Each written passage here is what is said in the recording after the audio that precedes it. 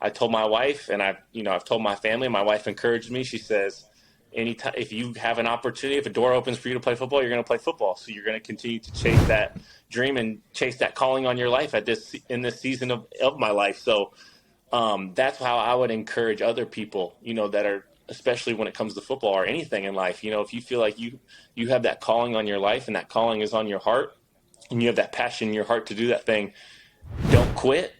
And especially if there's a door open, step into that door with confidence, step into that situation with confidence, knowing that that door has been open for a reason.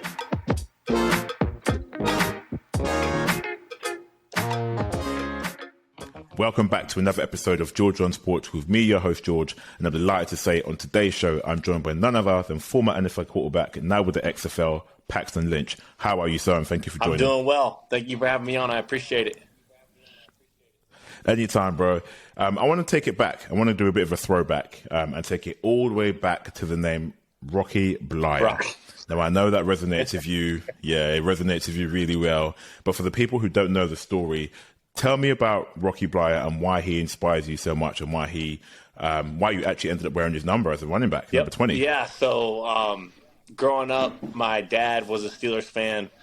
And his mom lived out in Pennsylvania, so we used to go out there for the NFL training camps and stuff like that and go watch a practice out in Latrobe. And then every time I would leave, my grandma would always have something for me to send me, or would send me stuff like periodically throughout the year, something like that.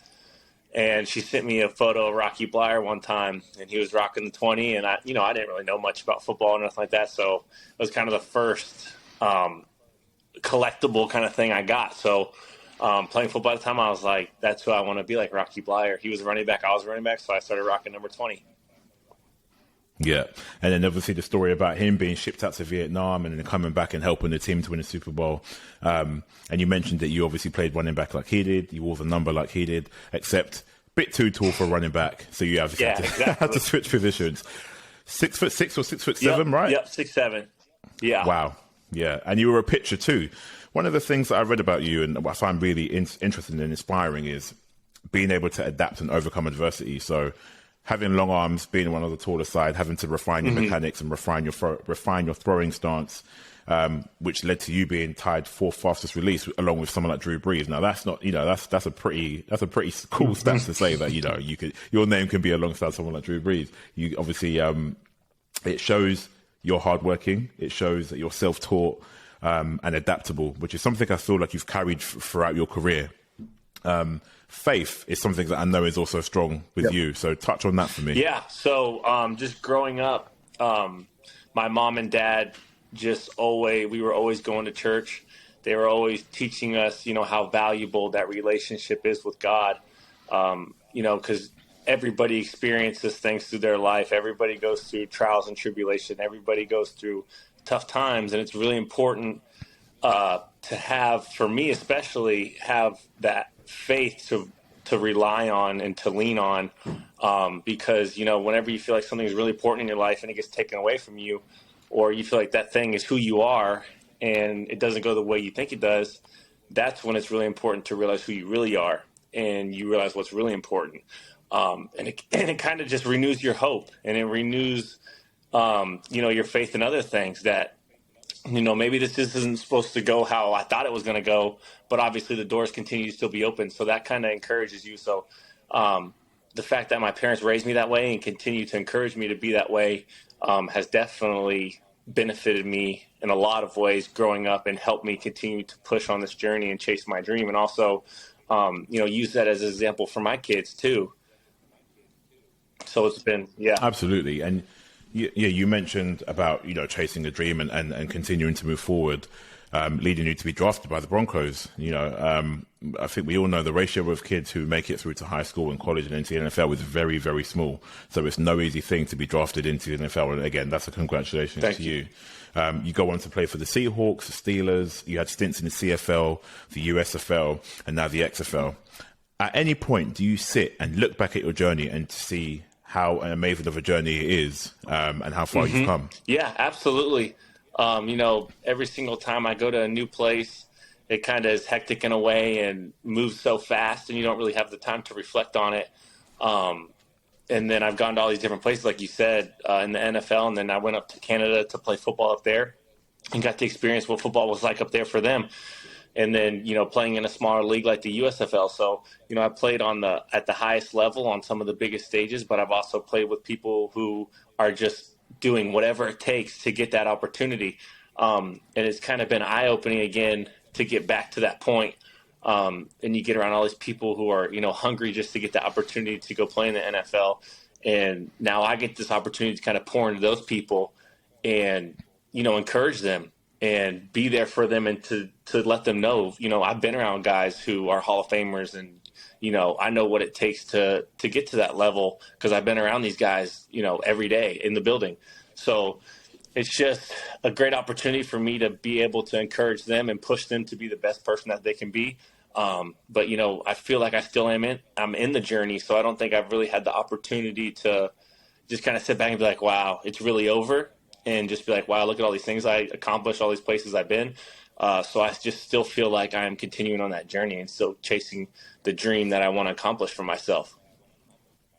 Yeah, you kind of touched on something I was going to ask. We'll segue to that in terms of being a role model for others. Now, I've spoken to Eli Rogers, wide receiver on your side, also Cody Latimer, guys who played for the Steelers, played for the Broncos. So the fact that there are so many of you on that team and within the XFL too who have that experience, I mean, you're one of the few guys who have actually started NFL games. So naturally, there will be people in the XFL, similar to kind of what PJ Walker did, XFL to the NFL, Carolina Panthers did some good things there. How do you take it upon yourself to make sure that you're able to, because leading is something that you do, you've done it throughout your life, through your faith, through your adaptability, being able to make changes and continue to push forward. How do you carry it on your shoulders to be able to lead these guys who will have the questions, how do I do this? How do I do that? Or will look to you as in moments of difficulty because you've been there and you've done it. Yeah, I just try to make myself available and let these guys know that, I'm not the type of person who just because I've been on all these places, I'm going to, feel like I'm on a different level than you guys, or you guys can't relate to me, or I can't relate to you. So I just make myself available and make myself approachable to these guys, whatever they need. I'm here for them, especially being the quarterback. That's how it is. You're the leader of the team. The way the team goes, the way you go. So that's just the way I look at it. I just try to make myself as available as possible. Any question that they might have, any advice that they ask me for, I try to do the best I can to help them in those areas. So you've been with the Orlando Guardians for roughly 3 and a bit weeks now. What is it like since getting there? It's a bit of a baptism of fire, but you have the knowledge, you have the experience. In particular, the USFL, which is kind of a similar-ish league. What is it like having been, you've come with Orlando Guardians 3 weeks in? Yeah, it's been great. And like I said earlier, when you go to a new place, it's kind of chaotic at first. It's kind of a whirlwind till you get settled in. But it's good to be here with Cody Latimer again, knowing somebody I play with, so somebody I've already had that chemistry with. And, I spend a lot of time with talking to about football, about life, about everything. So he's made it a lot easier transitioning out here, but it's been good. The football's been good. We got a lot of good players on offense and we got a really good football team. And it's been exciting to be out there with those guys, putting in the work and, putting in the time that it takes to be good at what you do. So I'm excited to see what we're going to do this weekend when we start the season. That's right. I believe first game against the Houston Roughnecks on the 18th of February. So on that kind of note, have you noticed anything in particular that might be different from you've played in the NFL, CFL, USFL, and now the XFL, and obviously XFL was around 2 years ago, but COVID and the pandemic obviously shut that down. It's come back around. There's been a lot of promotion around the sport, in particular because, we've just had the Super Bowl, which is an amazing game. Obviously, they can't just go on and win that. You never doubt Mahomes and Andy Reid. It's just, it's a broken record at this point. Honestly, it is. It sounds like the Patriots all over again. And I'm a Colts fan, so that's never good. So, it's come back. It's new. There's a lot of talk. There's a lot of hype around it. We know the people who are leading it, Dwayne Johnson and some of the other names, and people are excited to watch football because it kind of bridges the gap between the NFL, end of the season, and we've got the combine coming, we have the draft, and of course leading into preseason and training camp and all the off-season moves. But do you feel like there's anything different in particular that you could say stands out to you? Obviously, there's a lot of rule changes in the XFL. It's a lot more for the fans, a lot more points being scored, a lot more entertaining. But is there anything in particular that stands out for you? Yeah, there's a little thing like, for example, when you score a touchdown, you can, kick a field goal usually for an extra point, or you go for 2 from whatever yard line, a 2 or 3 yard line. But now they're doing it how you always got to go for an extra try. So there's no kick an extra point and automatically get 1 point. So the offense has to stay on the field, and you go from, I think it's whatever, the 2 or the 5 or the 10 or something like that, and you get X amount of points from each spot. So that's different. And it's definitely going to change the dynamic of the game, because games might not be out of reach. They might always be within a possession of each other. At the end of a game, sometimes teams start pulling away, but I feel like that might make it more competitive throughout the entire game. Mm-hmm. What is the relationship like with the players and your head coach, Terrell, I believe it is? Yeah. What kind of head coach is he? Because obviously some players respond differently to some kind of coaching styles. Some coaches, like to be a bit more aggressive. Some coaches like to be a bit more in with the players. What is his coaching style like, and how do you feel like you've adapted to that? I like all the players. I like all the coaches we got. I think they got a lot of experience. Coach Buckley has obviously played in the pros and knows what it takes to be a pro. And, he's competitive. And I like that because I'm competitive too, and I want to win, and he wants to win. So we have that in common. And I think he does a good job at pushing the guys to understand that, understanding what it takes to go out there and win, and understanding what it takes if you want to be a pro, the work that you have to put in to go and get that. And I think that's awesome for everybody who wants the opportunity, because now you're getting a taste of it now before you get to the next level. So you're already prepared. So I love Coach Buckley in that sense, and the fact that he wants to win and he's pushing us and he's doing what it takes to win. So I'm based in the UK. We have the sport out here too. We have a number of guys who have made it from the UK. F.A. Abada, who's with the Washington Commanders, and some other names as well. Talking to someone who, let's say we have someone who's watching this show, someone listening to the episode who wants to emulate your levels of success. They want to make it out into the NFL. They want to make it out into the CFL, XFL, whichever it may be. We have things like the International Player Pathway Program, which is one way to do it.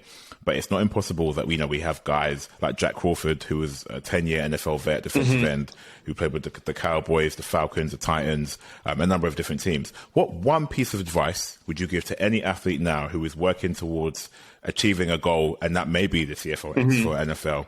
What's the one piece of advice you would give based on what you've learned over your career? I would just say, number one, don't quit, because there's going to be plenty of opportunities for you to say, this isn't for me, or I can't do this. And there's definitely going to be plenty of people that tell you the same thing, that you can't get to where you got to go. Look where you're at. Look at your surroundings. It's going to be impossible for you to get there.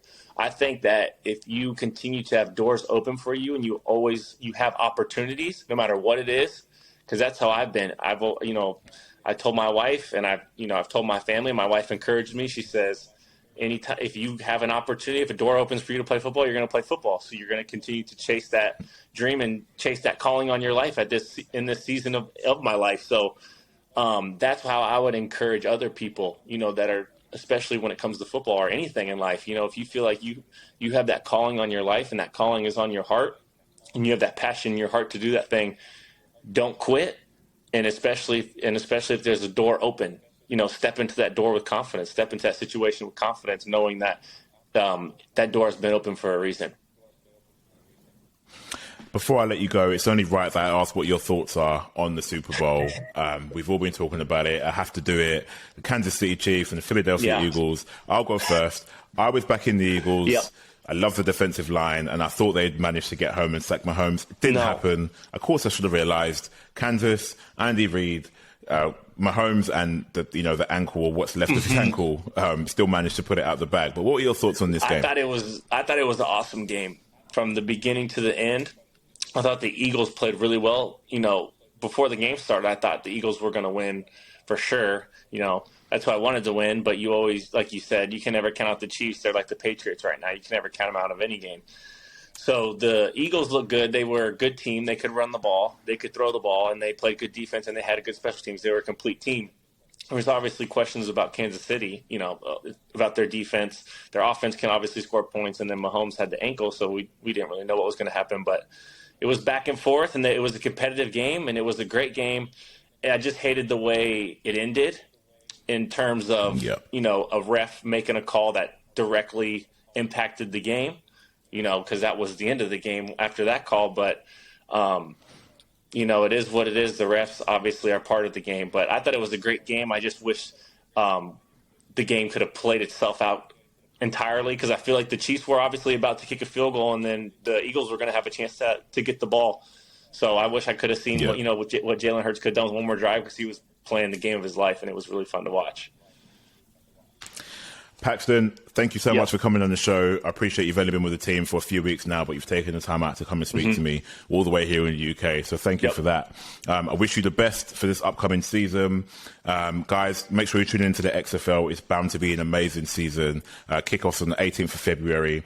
And here of the Orlando Guardians, Paxton, we're facing off against the Houston Roughnecks. And it's going to be a belter, so make sure you tune in. Until then, I've been George from Georgeonsports, speaking to Paxton Lynch, former NFL quarterback, now with the XFL, and we'll see you on the next episode.